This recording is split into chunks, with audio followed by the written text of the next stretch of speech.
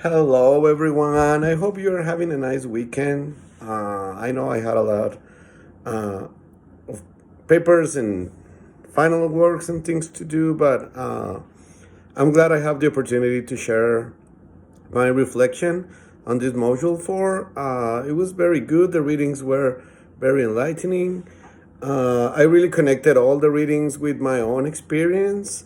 I've been working with families of children with disabilities in general, but in particular, I've been working with families uh, of children with autism, and it really resonated with me all the struggles and the challenges these families face on a daily basis. One of the things that I learned while I was working with families of children with ASD, like referring to the first question, uh, is resilience. These families are resilient. They go through a lot physically, mentally, emotionally, but still they find a way to stay together, advocate for their kids' rights. They are very great assets in schools, and I think society as a whole is benefit having a lot of benefit on having families like this, only because they are educating us on a daily basis. Uh, I think it's very important to create awareness in society about what autism is. We as society in general, it doesn't matter where you are, either if it's Mexico, where I come from, or here in the US, or the Southwest, or the East Coast, or the West Coast, or whatever. People tends to be very judgmental, and people has the tendency to put their prejudices up front, most of the time unconsciously. And when I'm saying this is because the society tends to think like uh, these children have like a behavioral issue, like a behavioral issue that needs to be corrected. So sometimes they will put an extra charge on the parents because they're already struggling, like not getting a lot of sleep, not eating well, being anxious, being worried about their kids with autism and all that. And on top of that, they're putting a lot of pressure on these families, saying like, it's your fault that your kid has a meltdown in the middle of the movie theater or the grocery store or whatever the situation, which is very unfair. So I think we as society, we need to learn a little bit more of empathy, uh, and learn from these families' resilience and experiences, and being more inclusive as a society, understanding like every individual is different. Every individual differences bring something new, something to the table. Uh, and on my own experience, I've seen the autistic community bring so much to society. So instead of seeing these kids as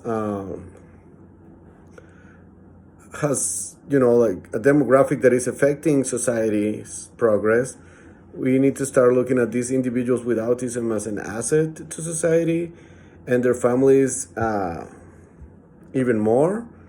So that leads me to my to answer the second question, which I already kind of did. Like the second question that refers to the barriers is, like I was saying, is the lack of empathy, the lack of awareness, the lack of just human care.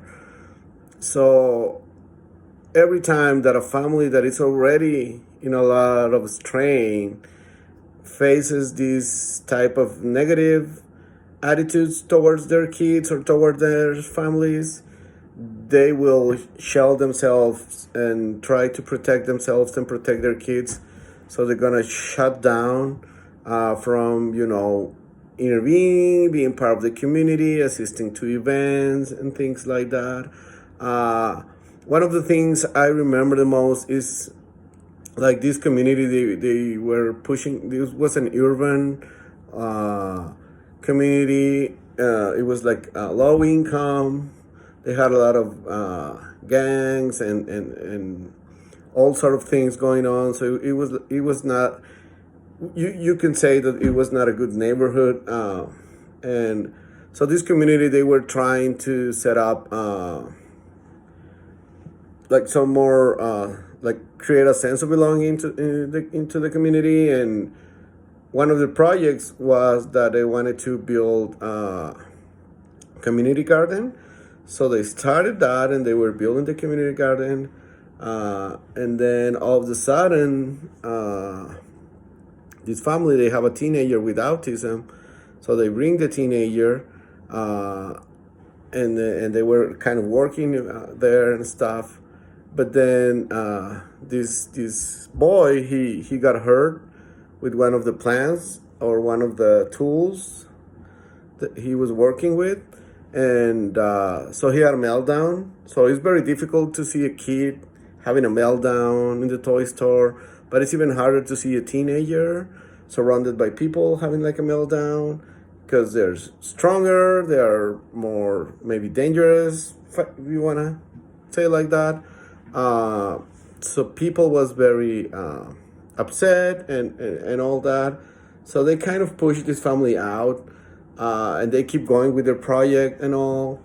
But then they were having some troubles with the irrigation, and they couldn't figure out how to do it and all. But then this kid, he was very knowledgeable about this. Like he has like a natural talent, and he had conducted a lot of research in his own because this was part of his deep interest, growing vegetables. So he knew a lot on the topic.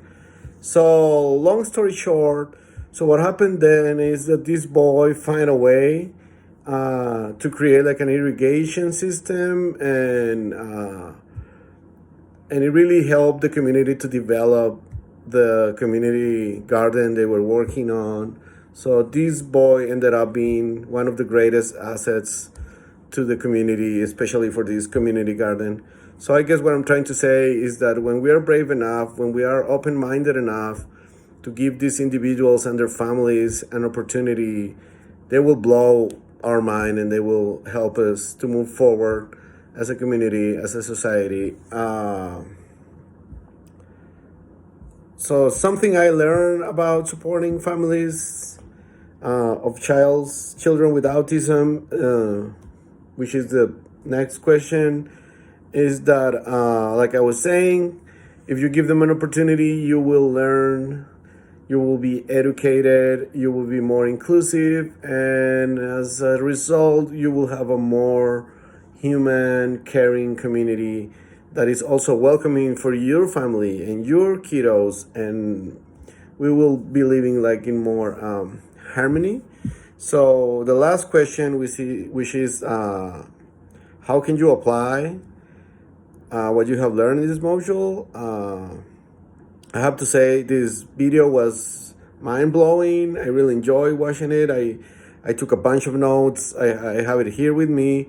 One of the things really stand out was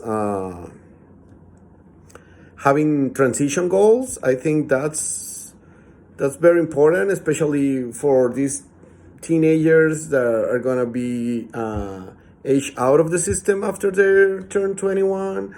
Some of them won't attend college or like higher education.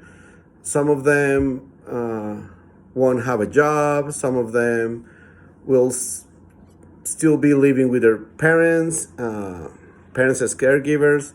So that puts an extra weight on both parents and these teenagers or youngsters with autism. So just having clear goals and realizable goals and having these very clear so we can help them to transition. And also we as a community, even though if we're not like involved in education or anything like that. But still, as a society, we can include this population. And the second takeaway from this video is that it's important to conduct some research and see what the community already offers. You don't have to reinvent the wheel. You just go out there and see what's already there, what type of programs are available, what type of employment trainings and special post-secondary classes, and in one word, all the resources already available, and try to find a way or the place where your youngster with autism will fit better. And also start working very close with the families, like what are their goals and their expectations and just their plans, and start planning along with them. So being very family centered, I think that's critical. And also always having the individuals with a disability, or in this case with autism, in the center of the planning, designing of objectives, and the whole process. So, and I know I could talk for hours about this video because it was so amazing, but I don't want to take a lot of your time. I know you probably have something more interesting to do than just listening to me. So I will wish you to enjoy the rest of your weekend, and I'll see you next time. So bye bye.